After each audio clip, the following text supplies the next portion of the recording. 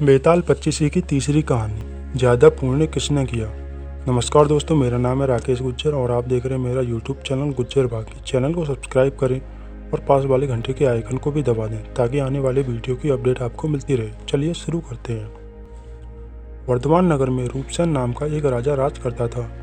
एक दिन उसके यहाँ वीरबल नाम का एक राजपूत नौकरी के लिए आया।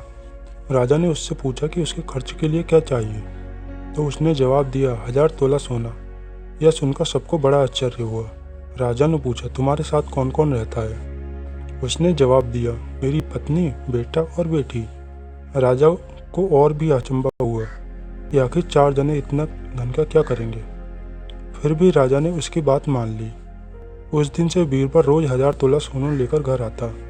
उसमें से आधा ब्राह्मणों को बांट देता, बाकी के 2 हिस्से करके एक हिस्सा मेहमानों, वैरागियों और सन्यासी को दे देता और दूसरे हिस्से से भोजन बनवाकर गरीबों को खिलाता। उसके बाद जो बचता उसे पत्नी और बच्चों को खिलाता और खुद भी खाता। उसका काम यह था कि शाम होते ही ढाल तलवार लेकर राजा के पलंग की चौकीदारी करना। राजा को जब कभी रात को जरूरत होती तो वह हाजिर रहता। एक बार आधी रात को समय मरघट की ओर से राजा को किसी के रोने की आवाज आई। उसने बीरबल को पुकारा तो वह आ गया। राजा ने कहा, जाओ पता लगा कर आओ कि इतनी रात गए यह कौन रो रहा है और क्यों रो रहा है। बीरबल तत्काल वहां से चल दिया। मरघट में जाकर बीरबल देखता है कि सिर से पांव तक एक स्त्री गहनों से लदी कभी नाचती है, कभी कूदती है और कभी सिर पीट पीट कर रोती है, लेकिन उसकी आंखों पर एक बूंद आंसू की नहीं है। बीरबल ने पूछा, तुम कौन हो, क्यों रोती हो?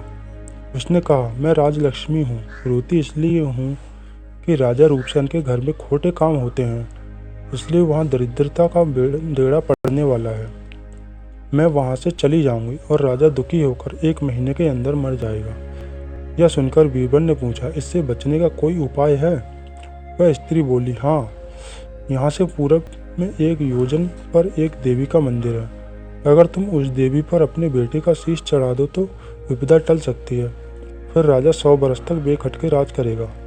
बीरबल घर आया और अपनी पत्नी को जगाकर सब हाल कहा। पत्नी ने बेटे को जगाया, बेटी भी जाग गई।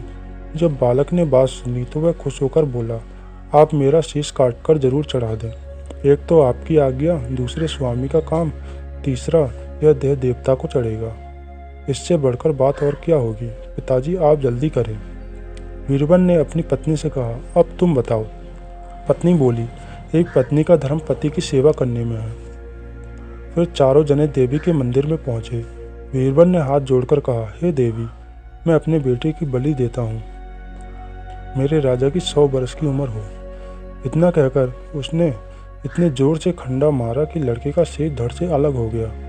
भाई का यह हाल देखकर बहन ने भी खांडे से अपना सिर अलग कर डाला।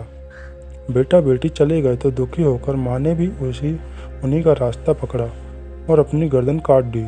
बीरबल ने सोचा कि घर में कोई नहीं रहा तो मैं भी जीकर क्या करूँगा। इस तरह बीरबल ने भी अपना सिर काट डाला। जब राजा को यह बात मालूम हुई तो वह मंदिर में आया।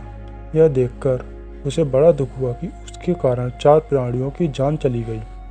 वह सोचने लगा कि ऐसा राज करने से तो धिक्कार है। यह सोच उसने तलवार उठा ली और जैसे ही अपना सिर काटने को हुआ कि देवी ने प्रकट होकर उसका हाथ पकड़ लिया और बोली, राजन, मैं तेरी साहस से प्रसन्न हूँ, तू जो वर मांगेगा सो दूंगी।